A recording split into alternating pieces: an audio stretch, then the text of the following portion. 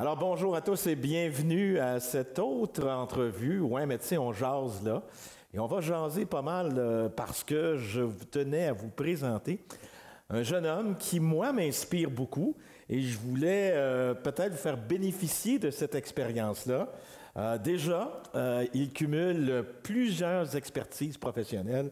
On parle de quelqu'un qui a été dans les ventes, dans les communications, en politique. Il est aujourd'hui conférencier, coach, des termes qu'on connaît un peu moins, mais qui va nous expliquer aussi vlogueur et infopreneur.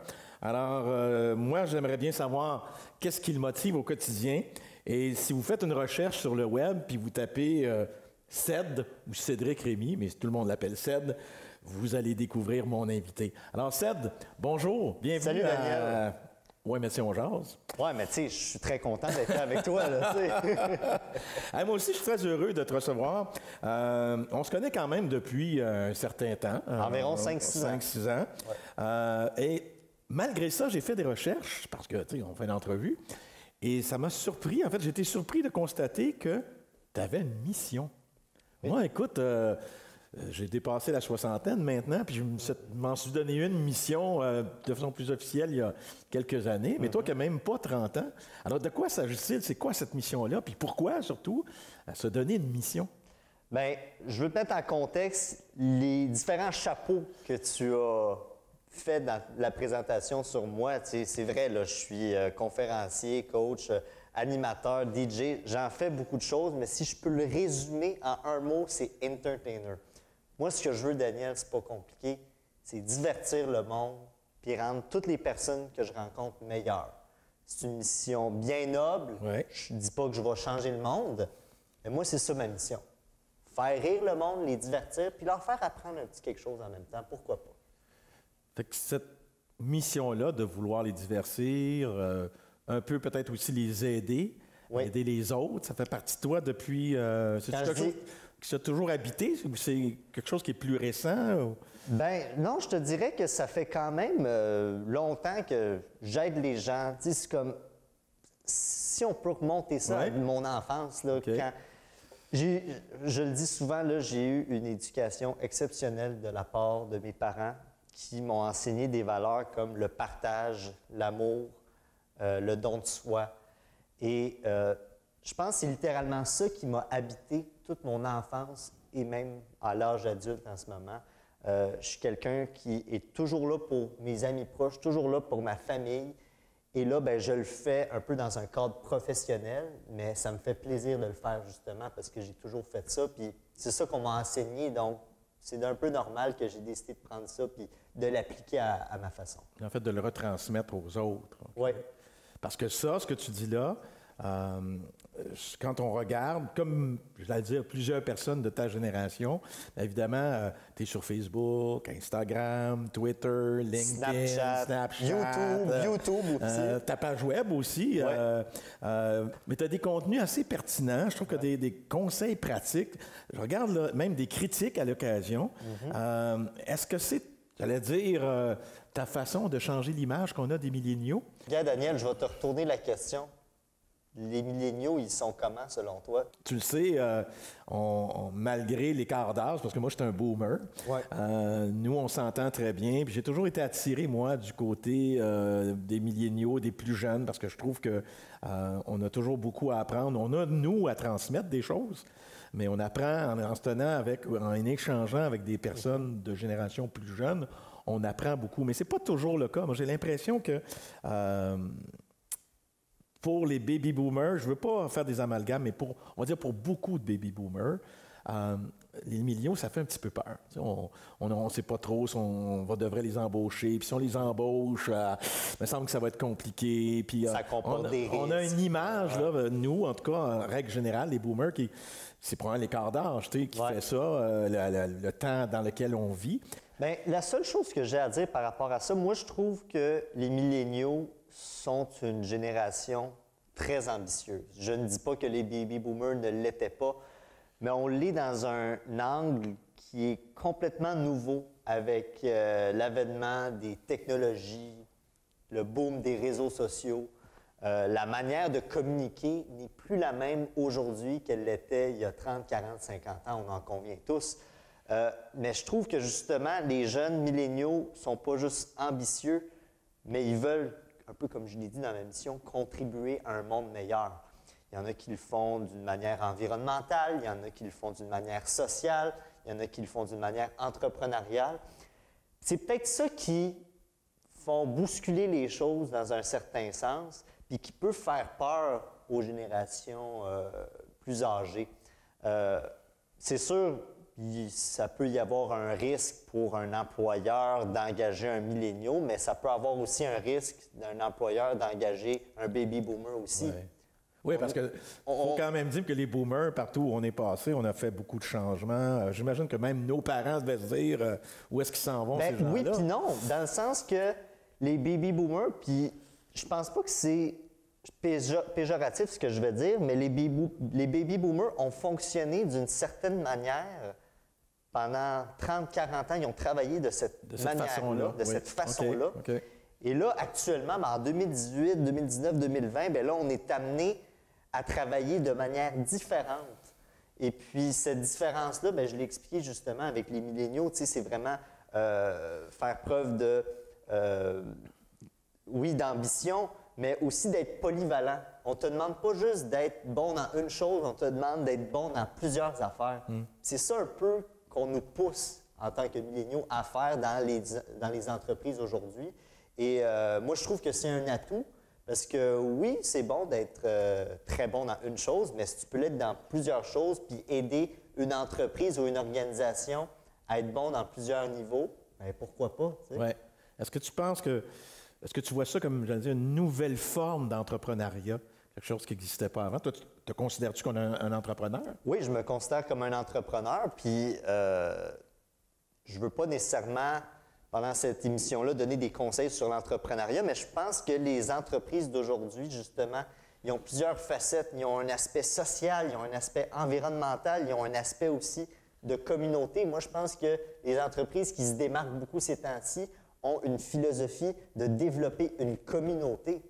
C'est un peu ça avec les réseaux sociaux, là. Ouais. Facebook, YouTube, c'est ça, ils développent des communautés.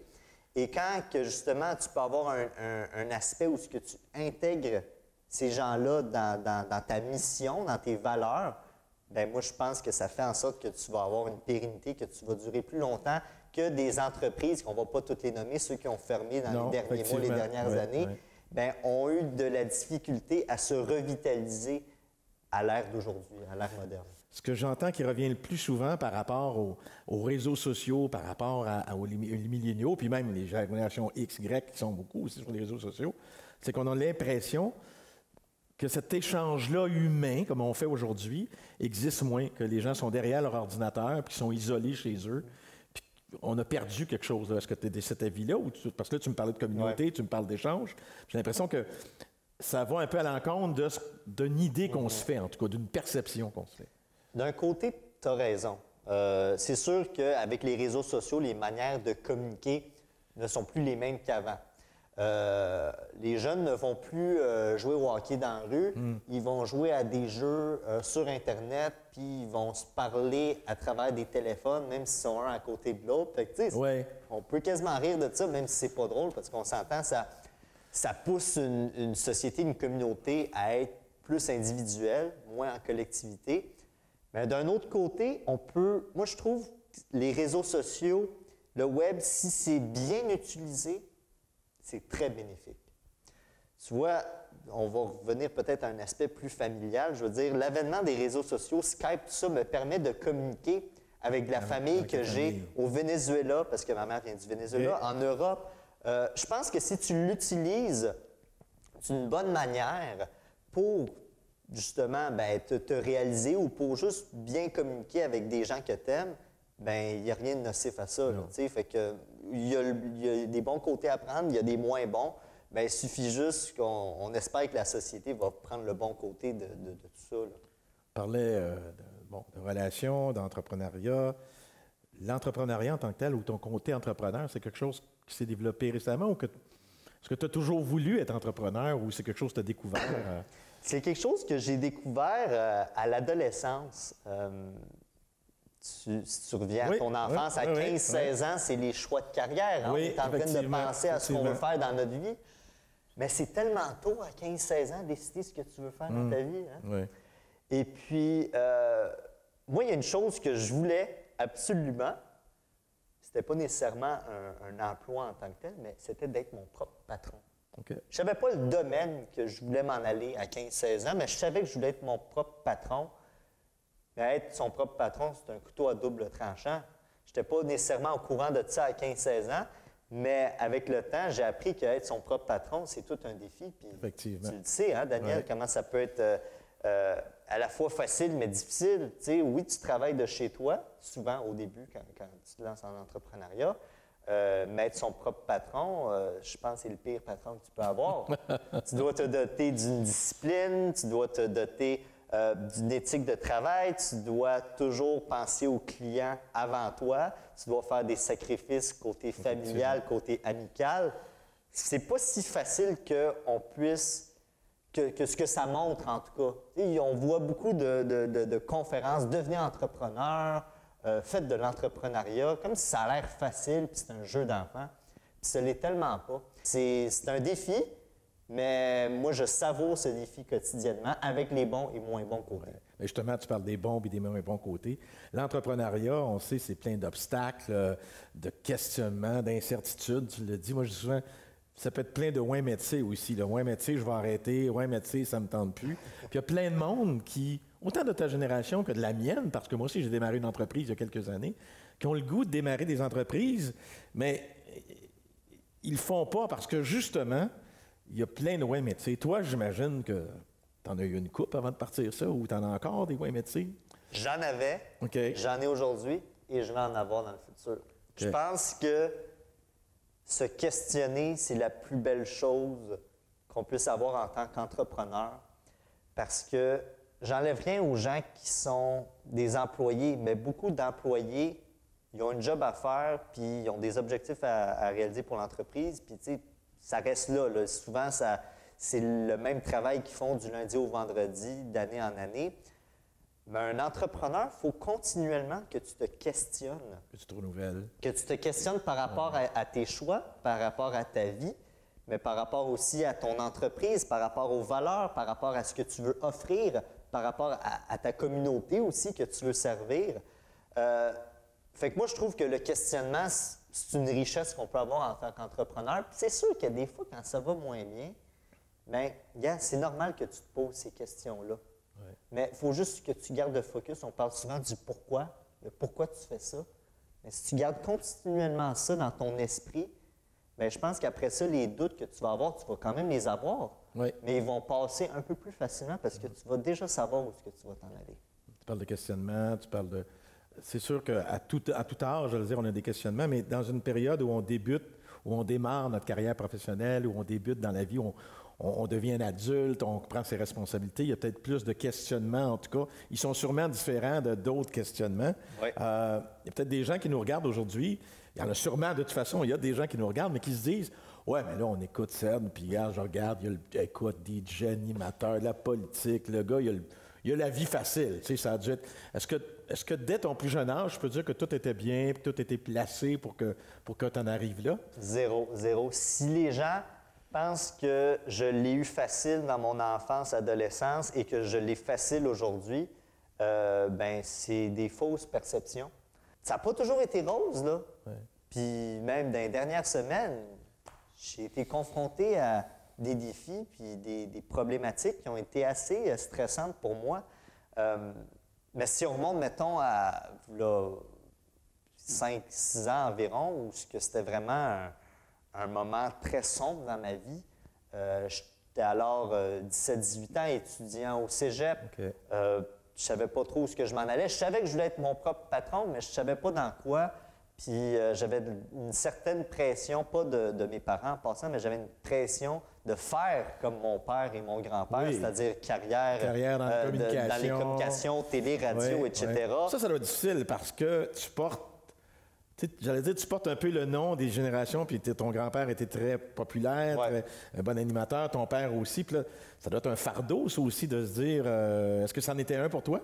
Bien, j'emprunterais pas le mot fardeau, je retourne ça au mot défi. Tu sais, c'était un défi de composer avec ça parce que, oui, j'aime beaucoup les communications, mais comme je l'ai dit, je veux pas... Tu sais, j'ai vécu beaucoup... je retourne, mettons, à l'enfance, là, et après, je vais parler de l'adolescence. Oui. L'enfance, ça a été difficile dans le sens que j'avais des parents qui étaient en communication.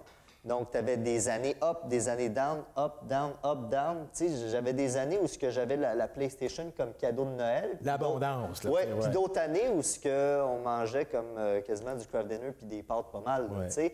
Fait que moi, je me suis dit non, moi, je veux littéralement être mon propre patron. Ça n'empêche pas le fait qu'un jour, peut-être, je ferai de la télé ou de la radio, mais je ne veux pas vivre de ça. Puis là, je retourne à mon moment à 17-18 ans où c'était difficile.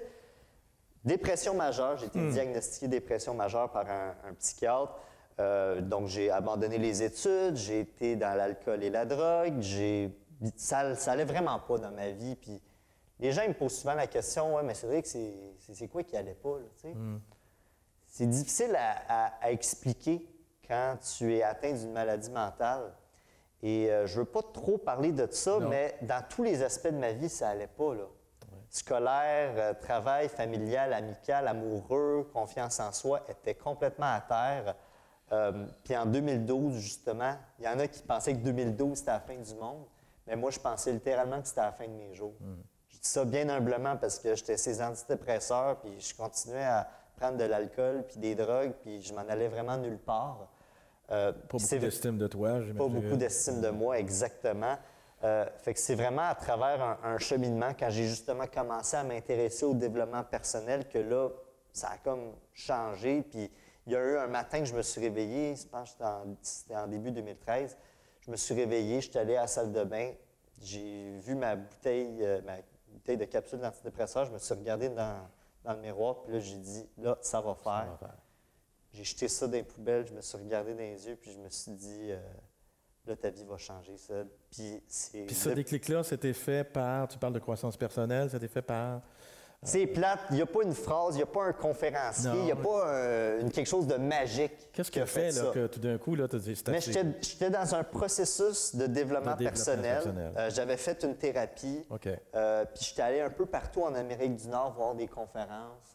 Que ce soit John Maxwell, Darren Hardy, c'est des gens de développement personnel très connus aux États-Unis. Je ne regardais pas ce qui se passait au Québec, mais je regardais beaucoup justement ce qui se passait à l'international. Tony Robbins, évidemment, Robin Sharma, d'un côté plus spirituel. Donc, il n'y a pas nécessairement une phrase ou quelqu'un en particulier, mais toute cette accumulation-là de savoir puis d'expérience de vie que j'ai appris, je me suis rendu compte que des gens comme Oprah Winfrey, là, elle a eu de la misère là, dans la vie. Ça allait vraiment pas bien.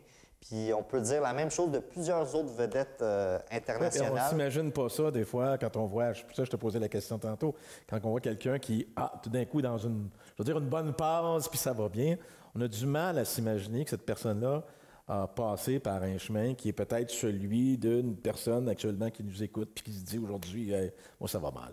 C'est ça, tu sais, fait que je me suis rendu compte qu'à travers mon expérience de goûter au développement personnel, qu'il y a des gens qui l'ont vraiment pas eu facile, puis qu'aujourd'hui ils réussissent, sont juste retroussés les manches, puis se sont mis à travailler, puis c'est ça que j'ai fait, Daniel. Je me suis mis à travailler en premier sur ma vie, puis après ça sur ce que je veux faire de ma vie.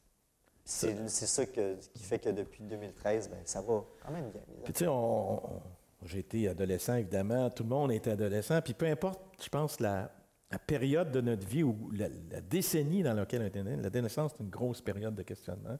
J'ai l'impression, en tout cas, puis c'est une impression, peut-être parce qu'à cause des réseaux sociaux, parce qu'on le sait plus, qu'il y a une espèce de mal de vivre qui est plus présent, on dirait, aujourd'hui, que c'était avant, puis peut-être c'est une mauvaise impression. Toi, t'expliques comment? Es-tu capable aujourd'hui de dire, quand tu regardes ce passage-là, mon mal de vivre ou mon peu d'estime que j'avais, es-tu capable de l'expliquer? Es-tu capable de voir? Bon, tu m'as parlé évidemment des up and down, mais ça a dû être plus que ça, en fait. Là, on voit beaucoup dans les statistiques que les maladies mentales sont de plus en plus présentes. Il y a de plus en plus de gens qui sont dépressifs, qui ont vraiment un mal de vivre. On entend dans les nouvelles des histoires de suicides, c'est triste à dire, mais de gens qui ne vont vraiment pas bien puis qui pensent que la meilleure chose, c'est s'enlever la vie. Mais moi, je pense que ce qui va moins bien ces temps-ci est relié à ce qu'on voit très souvent dans le monde, le facteur image-perception. Il y a tellement de pression à pas juste performer, mais bien paraître. Justement, on en parlait, les réseaux sociaux en font partie. Ce n'est pas la totalité, mais ça en fait partie. Et je pense que c'est ça qui crée vraiment le défi, surtout pour l'adolescent qui est encore dans une période d'apprentissage. Il gobe encore de l'information, fait que lui, il ne sait pas nécessairement c'est quoi la vie, là. Puis même moi, à 24 ans, je ne sais pas c'est quoi la vie nécessairement. Puis même à 60 ans, on ne sait pas tout, tu sais. Sauf que quand tu es adolescent, c'est vraiment une période critique parce que tu commences à faire tes choix de vie, comme je l'ai expliqué. Puis tu commences à forger aussi ton identité, ton caractère. C'est ça qui est le défi, justement, quand tu as la pression de performer puis de bien paraître auprès de tes parents, auprès de tes collègues de classe, auprès de tes premiers employeurs quand tu es adolescent, auprès des petits gars et des petites filles. Tu sais, c'est une pression qui est très difficile à supporter justement pour un adolescent qui est encore en processus d'apprentissage. Tu sais, il y a beaucoup de gens qui ont des défis justement qui veulent se lancer comme photographes, qui veulent se lancer comme peintres, qui veulent se lancer dans le théâtre. C'est des choses qui les passionnent. Pourquoi pas? Mais si ça ne fait pas d'argent, continue à le faire, mais ça reste un hobby. Puis là, quand tu vas être dans un processus de transition, un peu comme je le suis en ce moment, bien, si en ce moment, ce que tu aimes faire, bien, ça te rapporte de l'argent, bien là, go, fonce, va 100 000 à l'heure pour faire une carrière. Arrête-toi pas à ce que tes parents t'ont dit, ce que tes amis t'ont dit. Fais ce que tu aimes faire. C'est exactement ce que je répète souvent. Ouais, mais tu sais, mais qu'est-ce que les autres vont penser? Ouais, mais tu sais, je ne ferai pas d'argent, je vais manquer. Je comprends très bien ce que tu dis. À partir du moment où tu fais ce que tu as le goût de faire, où tu es passionné, ça va se ressentir. Les gens vont le voir que tu es passionné, puis ils vont vouloir effectivement, sûrement, embarquer avec toi, en tout cas. Oui, regarde, toi, tu en es un exemple, Daniel, là. Quand tu as fait la transition de politique à retourner en affaires en tant qu'entrepreneur, puis dire aux gens que tu vas faire des conférences, tu me l'avais expliqué, là, c'était pas facile. Ça ne l'est pas encore. Ça ne l'est pas encore. Je trouve ça intéressant parce que moi, je suis habitué effectivement, à cause de la carrière que j'ai eue, puis je vais beaucoup vers les gens, je jase avec beaucoup de personnes, puis je trouve que pour une personne de ton âge, tu es très mature, tu affiches une maturité que moi, je trouve qui est peu commune en tout cas, que je rencontre pas souvent. Est-ce que tu dirais que cette maturité-là vient de ton adolescence, des expériences difficiles que tu as vécues, du fait que tu t'es sorti d'une situation? Mais comme tu as dit, là, je pense que les souffrances que j'ai eues, mon expérience de vie, je reviens aussi aux valeurs que mes parents ils m'ont transmises. Je pense que tout ça mélangé ensemble font juste que je suis Cédrémy comme ça aujourd'hui, avec ses qualités et ses défauts. Effectivement. Je suis peut-être sage puis mature, mais des fois, j'aime ça faire des niaiseries. On le voit sur YouTube. Oui, on le voit sur YouTube aussi. Puis que tu aies 25 ans, que tu aies 40 ans ou 60 ans, il y a toujours matière à avoir plus de maturité et plus de sagesse. Ouais. Tu peux avoir un homme de 60 ans qui est complètement immature, pas sage. Tu peux avoir un homme de 25 ans qui sait où il s'en va. Côté, Je ne vais pas parler de toi, là. Je ne vais pas parler de toi, Daniel, mais tu sais, justement, la vie, c'est un apprentissage du début à la fin. Continue. Tu sais, fait c'est très flatteur ce que tu me dis. Je l'apprécie beaucoup, Daniel. Mais moi, je ne pense pas à ça. Moi, je pense à ce que j'ai à apprendre de plus dans la vie pour être encore plus sage, pour montrer aux gens, justement, c'est quoi la vie. Il y a tellement de gens qui, comme on l'a dit, qui sont un peu comme dans une zone qui ne savent pas où ils s'en vont. Questionnement. C'est pas nécessairement, là, parce qu'on parle beaucoup des générations, mais on peut se le dire, c'est pas toujours quand on a 15 ans qu'on cherche, c'est pas toujours quand on a 20 ans qu'on cherche. Moi, je connais des gens qui ont mon âge puis qui cherchent encore, effectivement, puis qui n'ont pas trouvé là, ce qu'ils voulaient. Tu parles de valeurs. Tu parles de valeurs qu'on t'a transmises, tu parles de sagesse, pas nécessairement dans le sens que tu es un gars sage qui n'a pas de plaisir. Est-ce qu'on peut attribuer ça à une certaine forme de spiritualité? Y a-t-il de la place dans ta vie pour ça? Est-ce que les milléniaux aujourd'hui ont une forme quelconque de spiritualité? Je ne parlerai pas pour les milléniaux. Ouais. Je vais parler pour moi. La spiritualité occupe une très, très grande place dans ma vie. Puis là, on n'est pas dans les bons dieuseries. Je ne veux pas parler de religion, non. Mais moi, je communique à Dieu le matin et ou le soir. Ouais. À tous les jours, je communique à Dieu. Tu peux l'appeler Bouddha, tu peux l'appeler Allah, tu peux l'appeler le bonhomme carnaval si tu veux. La vie, peu importe. Mais moi, je crois en une force supérieure qui est là pour m'accompagner et m'outiller. Mais le coup de pied au derrière, là, c'est toi-même qui dois te le faire, ou ben donc quelqu'un ici dans cette terre va te le faire. Mais moi, pour te dire que j'ai une spiritualité très développée, dans le sens que, comme je l'ai dit, je parle à une force supérieure, mais je suis quelqu'un aussi qui prend soin de moi beaucoup entre les deux oreilles ici. Okay. Malheureusement, en ce moment, je suis très limité dans mon temps pour faire de l'activité physique, sauf que j'active beaucoup ici mes neurones, si on peut le dire. Je suis quelqu'un qui lit beaucoup, je suis quelqu'un qui écoute des audiobooks dans la voiture, je suis quelqu'un qui s'instruit le plus que je peux.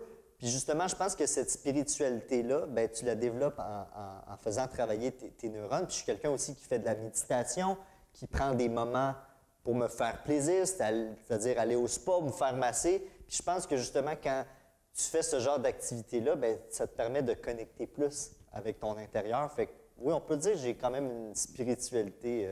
C'est un équilibre, en fait, que tu réussis à faire ou à trouver en faisant tout ce que tu viens de dire, là, autant physique qu'au niveau cérébral, si on peut dire. Là. C'est de trouver l'équilibre. Ça aussi, ça vient aider à... Robin Sharma, il disait que un des muscles les plus utilisés, ben, c'est le cerveau. Là. Ouais. On parle beaucoup d'être fit, d'être mince, de faire de l'exercice, mais si tu ne l'entraînes pas, là, tu t'en vas nulle part aussi. Là, fait que le muscle que j'aime le plus développer, on peut dire, c'est le cerveau. Ouais. Fait que oui, je suis quelqu'un qui a une spiritualité qui est très forte, très présente dans ma vie, mais c'est pas juste bénéfique pour moi, c'est aussi bénéfique pour mon entreprise puis pour les gens que je côtoie. Quand tu regardes le déroulement, le parcours fait, là, qui, comme tu dis, est quand même pas aussi long que le mien, puis évidemment, puis tu regardes les épreuves que tu as surmontées, les objectifs que tu t'es fixés, puis il y en a beaucoup que tu as atteints. Est-ce que tu dirais qu'actuellement, tu es dans une phase de ta vie où tu vis le triple de ta vie? Oui. Est-ce que je vis à 100% selon ma vie idéale? Pas encore. En ce moment, Daniel, j'ai pas le choix de te dire que je vis le triple de ma vie, là. Tu sais, ça me fait plaisir de faire des vidéos de divertissement, mais aussi de bien-être sur les réseaux sociaux. Ouais. Je vis le triple de ma vie, je suis heureux dans ce que je fais, puis je me vante pas. Tu sais, il y a des moments où ça va pas bien aussi, là, encore, ces temps-ci. Mais ça, une vie parfaite, ça n'existe pas. Là. Une vie sans problème, sans obstacle, ça n'existe pas. Vivre le triple de sa vie ne veut pas dire que tu es à 100% puis tu es toujours heureux. Ça n'existe pas des gens qui sont toujours heureux. À un moment donné, bien, des fois, la vie, c'est comme une montagne russe. Que je l'ai dit tantôt, tu as des up and down, mais des fois, justement, quand tu as des moments high, bien, des fois, il faut que tu t'attendes à ce que ça descende un peu. Il ne faut pas être extrême dans le sens que ça va être une pente vraiment, un ravin, tu sais. Mais vivre le triple de sa vie, c'est justement apprendre à danser avec cette courbe. Puis ben, je la vis aujourd'hui. Puis il y a des gens qui s'imaginent peut-être vraiment, faussement, que vivre le triple de ta vie, c'est que tu sois au high tout le temps. Puis si tu essaies d'atteindre cet objectif-là, tu n'y arriveras pas. Là. Tu ne peux pas dire tous les jours de ma vie, je vais être au max, puis ça va être extraordinaire. Tu sais, Anthony Robbins, là, on parlait de lui, là, pas mal le plus grand conférencier et coach du monde. Là. Bien, il se fait encore coacher, il se fait encore mentorer. Il lit je ne sais pas combien de livres par semaine, je pense que c'est 2, 3 ou 4, quelque chose comme ça. Là. C'est un gars qui apprend toujours puis qui se fait encore coacher. Tu sais, c'est bizarre dans sa tête de se faire dire que le meilleur au monde, bien, il se fait encore entraîner. Tu sais. Michael Jordan, lui, même quand il était champion du monde, puis tout, il continuait à lancer je ne sais pas combien de paniers de basketball à tous les jours dans les pratiques, plus que n'importe qui dans l'équipe. Tu sais, fait que vivre le triple de sa vie, ça revient à ce que j'ai dit, c'est OK, peut-être tu es dans un top, mais il y a encore du travail à faire pour te rendre encore plus au top. À quoi tu rêves? Là, tu dis je vis le triple de ma vie, mais c'est quoi, quand tu regardes les années à venir, là, ou peut-être les années, c'est loin, mais il y a des projets, j'imagine, que tu aurais le goût de faire. À quoi tu rêves actuellement? Bien, actuellement, comme je l'ai dit, je suis... Là, mettons, le chapeau principal qui couvre tous les chapeaux que tu as mentionnés en début d'entrevue, c'est que je suis entertainer. C'est ce que tu voudrais faire le plus. C'est ce que je fais. Je suis très heureux à le faire en ce moment. Mais moi, ce que je vise, c'est littéralement l'international, là. OK. C'est faire des conférences, mais pas juste des conférences, faire de l'animation, faire du DJ, faire des ateliers, parce que là, je me lance dans les prochaines semaines, les prochains mois, dans des ateliers pour le développement et le marketing web, communication aussi. Fait que je m'enligne faire ça d'un point de vue international, littéralement. Je me dis, si je suis en train d'aider des dizaines, des centaines de personnes ici au Québec, puis qu'ils sont très heureux de ça, bien, c'est sûr qu'il y a des gens que je pourrais aider en Europe, aux États-Unis. Moi, sky's the limit pour moi. Donc, c'est ça mon rêve. Chaque petit pas que tu fais, on va les appeler comme ça, ou chaque action que tu fais actuellement est quand même orientée d'une façon ou d'une autre pour arriver à ce que tu réalises ton rêve. Parce que je regarde ce que tu fais sur les réseaux sociaux, puis c'est vers ça que tu tends. Tu dis. Puis souvent, les gens vont s'imaginer que pour vivre le trip de leur vie, tu as toujours des grandes actions d'éclat à faire, il faut que tu fasses des changements extraordinaires dans ta vie. Puis ça, c'est un autre métier. Tu vois, mais tu sais, je ne peux pas lâcher ma job, je ne peux pas faire ci, je ne peux pas faire ça. Puis on se bloque. Alors que toi, tu nous dis, ben regarde, à la limite, l'entrevue qu'on fait aujourd'hui, c'est un petit pas pour toi de dire, hey, là, je suis encore sur les réseaux sociaux, on jase, on discute, on transmet des valeurs. Puis ça, pour toi, c'est ce qui te rapproche de plus en plus de ton rêve. Oui, puis, tu sais, moi, je ne suis pas pour nécessairement prendre des décisions drastiques dans sa vie, parce que bien souvent qu'autrement, elles sont faites par une foule d'émotions qui nous traversent l'esprit. Oui. Et moi, je pense que dans la vie, tu prends tes meilleures décisions pas sur le coup des émotions, mais sur le coup de l'instinct. De l'instinct. Il y a une différence entre l'émotion et l'instinct. Et bien, par expérience, quand j'ai pris des décisions avec les émotions, que ce soit la joie, la tristesse, la colère, bien, ça a été des mauvaises décisions. Mais quand je l'ai pris instinctivement, ça a été réfléchi, je me dis, gars, Ced, tu l'essayes, puis au pire, ça ne marchera pas, tu l'auras essayé. Bien, ça a été plus payant quand j'ai pris des décisions instinctivement qu'émotionnellement. Fait que non, je ne suis pas nécessairement pour prendre des décisions drastiques, mais je suis pour prendre justement des décisions qui m'emmènent vers le rêve que je veux réaliser. Puis ben ça, ça peut impliquer des sacrifices, ça peut impliquer des changements dans ta vie, mais sans nécessairement être pour l'extrême, là. C'est comme un processus, ce que tu veux faire pour vivre. Ben, je vis déjà le trip de ma vie, mais pour te rendre à ton rêve ultime, c'est un processus. Puis justement, il faut que tu fasses des choix. Fait que j'ai commencé à moins côtoyer des amis que je considérais trop négatifs dans ma vie. C'était des bonnes personnes, mais ils étaient négatifs. Puis on connaît toute la loi de l'attraction. Plus tu côtoies des gens qui sont négatifs puis qu'ils font juste chialer, bien, plus tu vas devenir comme ça. À un moment donné, il y a eu la phase où justement, bien, j'étais comme ça. Fait que j'étais comme, ben là, il y a un problème, ça. Il y a un problème. Fait que justement, ça implique de faire des choix comme ça. Pas voir des amis qui sont négatifs, faire attention à mon alimentation, justement, développer mon côté spirituel. Quand j'avais 15-16 ans, là, mon père, il allait à des ateliers, puis il allait à des conférences, puis moi, je comprenais pas, là, quand j'étais adolescent, j'étais comme, j'étais un peu flyé, mon père, là. Mais aujourd'hui, je comprends le cheminement que lui aussi a vécu, puis je me dis, gars, mon père, il est heureux aujourd'hui, puis il a développé justement ce côté spirituel, fait que moi aussi, je vais le développer, puis c'est ça, je reviens au côté spirituel, mais c'est quelque chose qui est tellement important. Mais c'est une partie intégrante de toi, c'est un tout ça, là. Oui. Tu dirais, vivre le trip de sa vie, dans le fond, c'est se faire plaisir. C'est se faire, parce que, il peut y avoir plusieurs trips dans une vie, mais c'est quand on pense au départ à se faire plaisir, à prendre soin de toi, ce que tu dis aussi, c'est de Puis il n'y a rien d'individualiste là-dedans. C'est cliché ce que je veux dire, mais comment tu peux aimer et aider les autres si tu ne t'aimes pas et ne t'aides pas?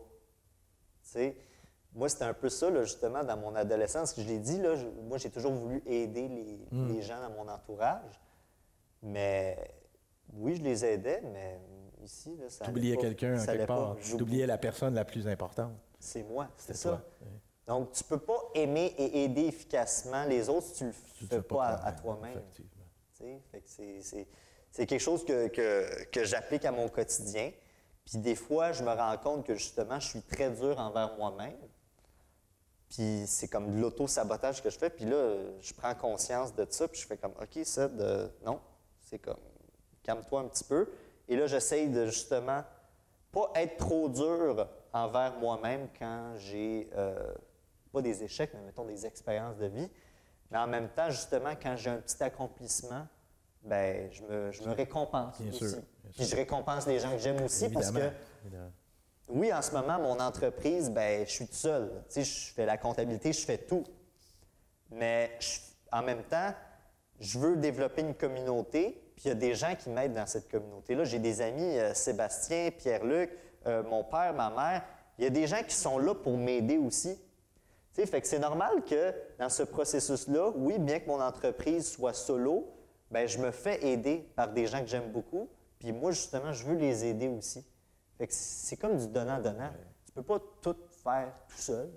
Il faut que tu prennes la main qui t'est tendue. Il faut que tu aides et te fasses aider en même temps.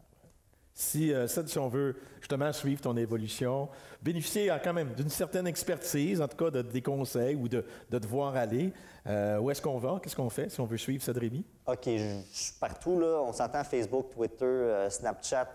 Faites juste marquer cedremy.com, donc mon site web, ou juste aller sur Google et taper Ced Rémy.